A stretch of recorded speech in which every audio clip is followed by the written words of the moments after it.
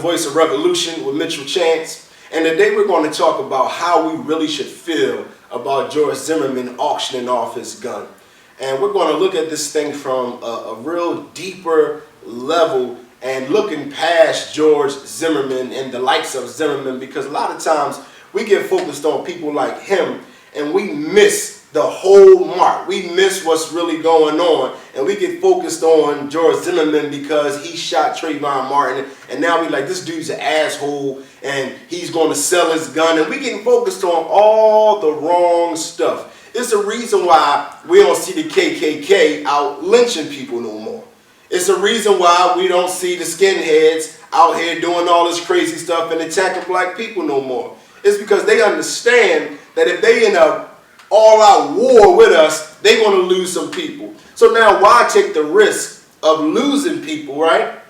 If I can go behind the scenes and still have black people enslaved, still have black people in the position that I want them, still harm black people, but I'm doing it subtly. I'm doing it through the education system. I'm doing it through the prison system. I'm doing it through the medication system, just everything that they have. And so we get caught up on Zimmerman, but not the underlying thing. So now, I read in the USA Today that it's saying that the gun, the bid was up to about $65 million.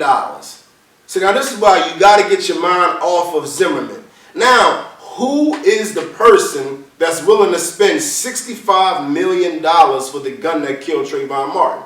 Now, nobody has to guess that if a person is going to buy the gun a white man used to kill a black man, or Spanish, whatever Zimmerman was, to kill a black boy, and keep that gun as some kind of souvenir or a collector's item, that he's a staunch racist. So we know this guy, if you're buying this gun, you have to be a racist. You have to hate black people and hate them so much that you're willing to spend this much money to get a gun that killed a black boy.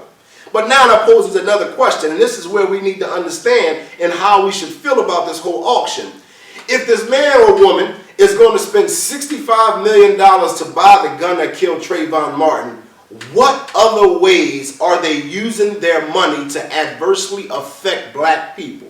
What else are they putting their money behind? What else do they control that's destroying our lives and destroying our neighborhoods and making it hard for us to get loans, or making it hard for us to get homes, or making it hard for us to get businesses, or making it hard for us to get jobs? What else are they putting their money behind? Because if you got $65 million to buy a gun as a collector's item, that means you got hundreds of millions of dollars more. And what are you doing with that money? Because if you're going to buy a gun for $65 million because it killed a black boy, I know you're going to use your money in a whole bunch of other ways than just buying a gun. So you're definitely putting that money behind something that's hurting black people. And see, we get so focused on Zimmerman, and they use this stuff to pull on our emotions, put this stuff all in the news. It's all over social media. George Zimmerman is selling his gun, and everybody is getting all emotional. Meanwhile, they all level-headed, putting together their plan, working and executing their plan to the T, and we're just being all emotional and all outraged. Well, black people, if you are emotional and outraged, come together, put your money together, and start a political pact, and so we can start buying politicians. If you're emotional and outraged, well, come together, put your money together, and buy a plaza and fill it with black businesses. If you feeling so emotional and outraged, well, come together, put your money together, and build some schools so we can teach our children the truth. Don't allow them to use this media to get you so focused on George Zimmerman or another white cop that's killing somebody or anything like that, when you're missing the people who are really putting millions of dollars behind keeping you down and keeping you enslaved and gentrifying your communities, kicking your people out. There's $65 million on a gun that killed a black boy. What else is he spending his money on? And if it's a bid, that means that person's not the only one. So there's a whole bunch of other millionaires out there that's trying to get their hands on a gun that killed a black boy. So what that lets you know? What they're spending their money on.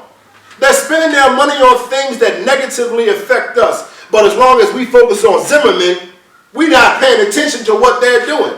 You don't think it's them that's putting money behind these politicians that's using eminent domain to take black people's homes and give them a check for $2,500 or $5,000 for their home? just take their home. And then tell them, like, well, once we rebuild, you can move back in. But then when they move back in, they become a renter. You don't see this thing is a whole lot deeper than George Zimmerman. So when you start thinking about him selling this gun, don't think about George Zimmerman. Think about the individuals with the millions of dollars who are trying to buy the gun. And then begin to think, what else are these individuals spending their money on? And you can bet your life that they are spending millions of dollars to make sure that you, as an African American, an African descendant, a black, a Moor, a Hebrew Israelite, however you want to identify yourself, a person of color, a person with melanated skin, they are spending money to adversely affect you. And as long as you're worried about George Zimmerman, you can't see what's really going on. So today I just want you to understand this.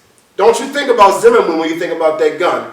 Think about the individuals who are spending money to try to buy it, because those are the ones who are behind the scenes making sure your life is a living hell. This is the Voice of Revolution, and I'm Mitchell Chance.